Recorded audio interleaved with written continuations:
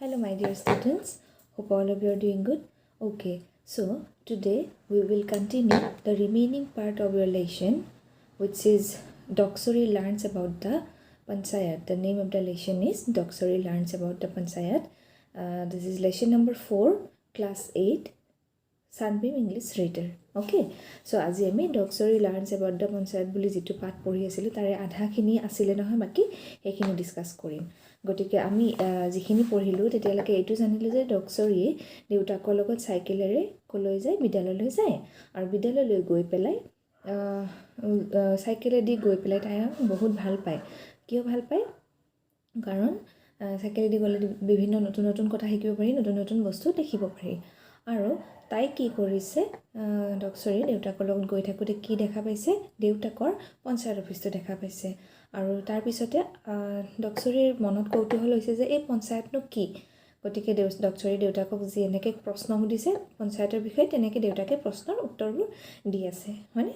Okay, চ' last যিটো video' আছিল তাত আমি কংকে মিলিৰ কথাত শেষ হৈছিলে যে পঞ্চায়তে কি কি কাম কৰে, পঞ্চায়তে গাঁৱৰ কাৰণে কি কি কাম কৰে, নহয় জানো? গাঁও পঞ্চায়তে গাঁৱৰ কাৰণে কি কি কাম কৰে। অ'কে, চ' আজি তাৰপিছৰ চোৱা ডক্সৰী এবাৰ সুধিব আকৌ, what kind of work do you do? বাবু দেউতাকক সুধিছে, দেউতা তোমালোকে কি কাম কৰা, কেনেকুৱা ধৰণৰ কাম কৰা বাৰু?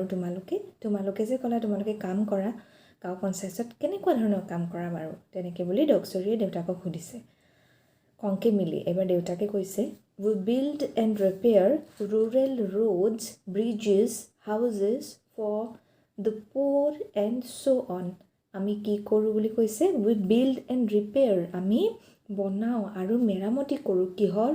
ৰুৰেল ৰোডছ, গাঁৱলীয়া ৰাস্তাবোৰ, যিবিলাক ৰাস্তা পদূলি আছে সেইবোৰ আমি কি কৰোঁ, বনাওঁ আৰু নতুনকৈ বনাওঁ অথবা মেৰামতি কৰোঁ, নহয় জানো?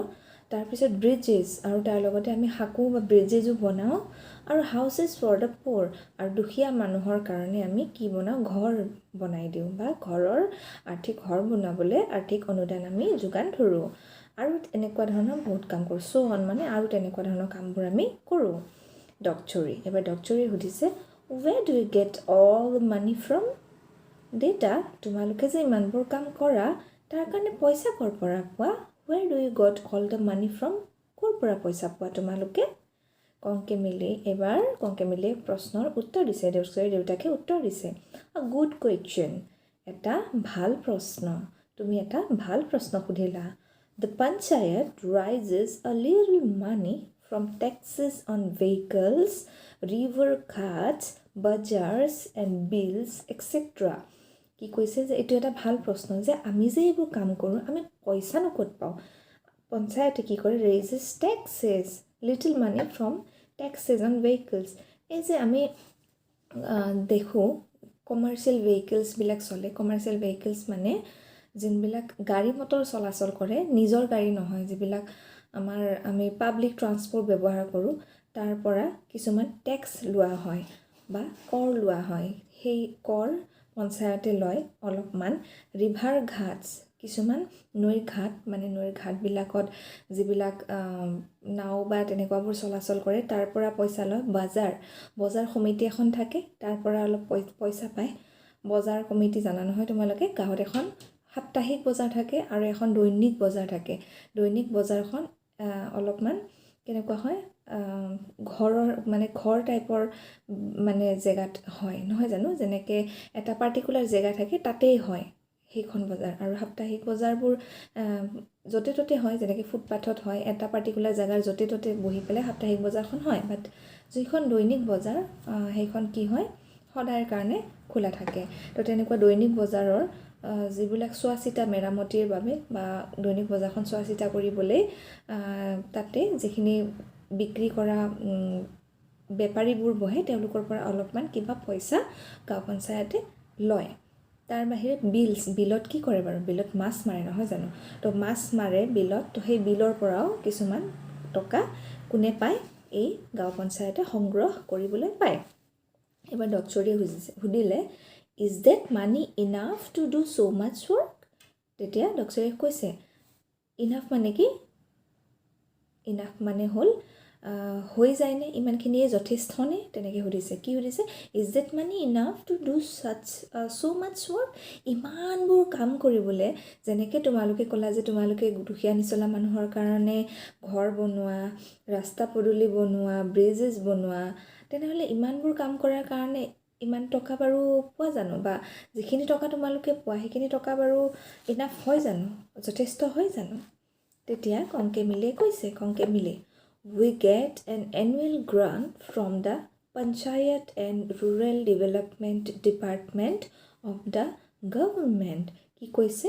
যে আমি তেনেকৈতো পইচা পাওঁৱে, তাৰ উপৰি আমাক চৰকাৰে এটা এনুৱেল মানে বাৰ্ষিক অনুদান এটা আগবঢ়ায়। এটা ডিপাৰ্টমেণ্ট আছে, এটা বিভাগ আছে, বিভাগটোৰ নাম হ'ল পঞ্চায়ত আৰু ৰুৰেল ডেভেলপমেণ্ট ডিপাৰ্টমেণ্ট, PNRD বুলি কয় যে, PNRD পৰা গভমেণ্টে PNRD ডিপাৰ্টমেণ্টৰ পৰা পইচা কাক দিয়ে? গাঁও পঞ্চায়তসমূহক দিয়ে, এটা বাৰ্ষিক অনুদান এটা দিয়ে।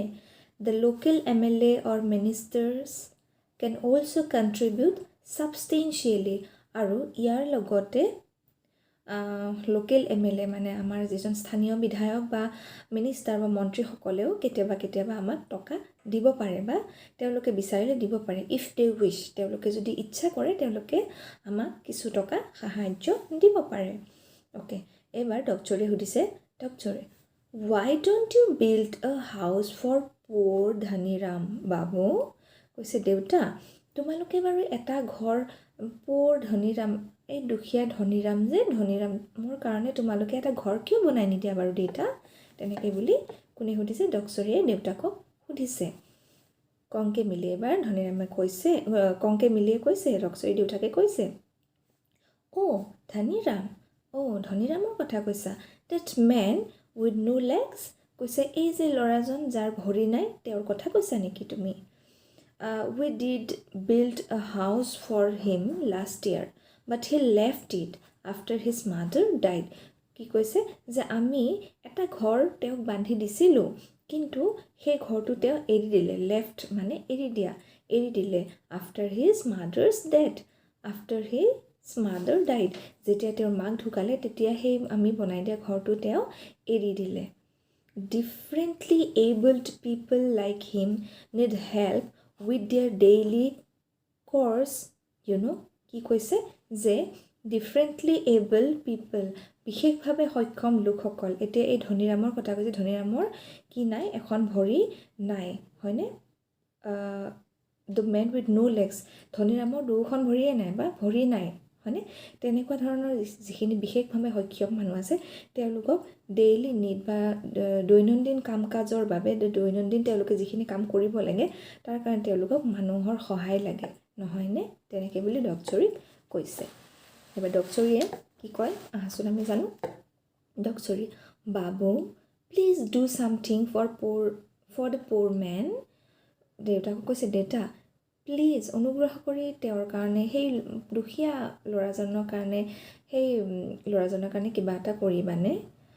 He spends the bitter cold December nights on the open veranda of our school building. মোৰ যে ইমান বেয়া লাগিছিল, কাৰণ কিহৰ কাৰণে বেয়া লাগিছিল ডক্টৰে? যে he spends the bitter cold December nights, সেই ডিচেম্বৰৰ বিটাৰ কোল্ড, বিটাৰ মানে কি? বিৰাট ঠাণ্ডা, সাংঘাতিক ঠাণ্ডা, একদম মানে অশান্তিদায়ক ঠাণ্ডা, নহয় জানো? ইমান ঠাণ্ডা ডিচেম্বৰৰ ৰাতিবোৰ সেই ধনীৰামে ক'ত কটাইছিল? The open veranda of our school building, আমাৰ বিদ্যালয় গৃহৰ বা আমাৰ বিদ্যালয়ৰ বাহিৰৰ মুকলি বাৰাণ্ডাখনতে তেওঁ শুই কটাইছিল এই ডিচেম্বৰৰ বিৰাট বেছি ঠাণ্ডাৰ দিনকেইটা। গতিকে তেওঁক দেখি মোৰ বৰ বেয়া লাগে। কোনে কৈছিলে? ডক্টৰীয়ে তেওঁৰ দেউতাক কংকে মিলিক কৈছিলে। কংকে মিলি এবাৰ কি কৈছে শুনোচোন আহা। Don't worry, we are building a home for people with special needs like him so that they can live with dignity. কি কৈছে দেউতাকে? যে চিন্তা নকৰিবা ডক্টৰী, আমি আমাৰ পঞ্চায়তৰ তৰফৰ পৰা সেই তেনেকুৱা স্পেচিয়েল নিডছ থকা বা বিশেষভাৱে সক্ষম লোকসকলৰ কাৰণে ঘৰ বনাই দিম, যাতে তেওঁলোকে তাত নিজৰ ডিগনিটিৰ সহায়ত বা নিজৰ আত্মসন্মানেৰে তাত মানে কি কৰিব পাৰে, জীয়াই থাকিব পাৰে বা ধুনীয়াকৈ থাকিব পাৰে। Young people like you should do volunteer work there when you can। আৰু তোমালোকৰ নিচিনা উঠি অহা ল'ৰা ছোৱালীসকলে তাত গৈ পেলাই কি কৰিব পাৰে, তেওঁলোকক ভলেণ্টিয়াৰ মানে স্ব ইচ্ছাই গৈ পেলাই সেৱা কৰিব পাৰে তেওঁলোকক। যদি তোমালোকৰ সময় হ'লে তোমালোকে কি কৰিব পাৰা, সহায় কৰিব পাৰা গৈ পেলাই। You will see how they learn to do their own chores and also paint, read, play games and enjoy other hobbies। কি কৈছে যে তোমালোকে চাব পাৰা যে কেনেকৈ তেওঁলোকে কি কৰিব পাৰে, নিজৰ কামবোৰ নিজে কৰি ল'ব পাৰে আৰু তাৰ লগতে কি কৰিব পাৰে, পেইণ্ট কৰিব পাৰে মানে ছবি আঁকিব পাৰে, ৰিড মানে পঢ়িব পাৰে, প্লে গেমছ খেলিব পাৰে বা খেল খেলিব পাৰে, এনজয় আদাৰ হবিজ আৰু তেওঁলোকৰ যিবিলাক হবিজ আছে বা নিজৰ যিখিনি আজৰি সময়ত কৰি ভাল পোৱা কাম থাকে সেইবোৰো তেওঁলোকে কৰিব পাৰে।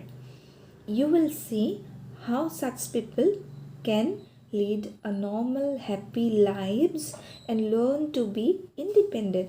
আৰু তোমালোকে চাবা যে তোমালোকে চালে যে তেনেকুৱা বিশেষভাৱে সক্ষম মানুহেও এটা সাধাৰণ মানুহৰ নিচিনা জীৱন যাপন কৰিব পাৰে, সাধাৰণ মানুহৰ নিচিনা সুখী জীৱন যাপন কৰিব পাৰে আৰু তেওঁলোক কি হ'ব পাৰে, ইণ্ডিপেণ্ডেণ্ট হ'ব পাৰে বা আত্মনিৰ্ভৰশীল হ'ব পাৰে। ডগচুৰি, thank you babu, I will help you in the panchayat's work. তাৰপিছত ডগচুৰিয়ে কৈছে, ধন্যবাদ দেউতা, তুমি যে এইখিনি কৰিম বুলি কৈছা, ধন্যবাদ তাৰ কাৰণে, আৰু মই নিশ্চয় তোমালোকৰ পঞ্চায়তৰ কামত তোমালোকক সহায় কৰি দিম, মোৰ পৰা যেনেকুৱা সহায় লাগে তেনেকুৱা সহায়ে তোমালোকক কৰি দিম।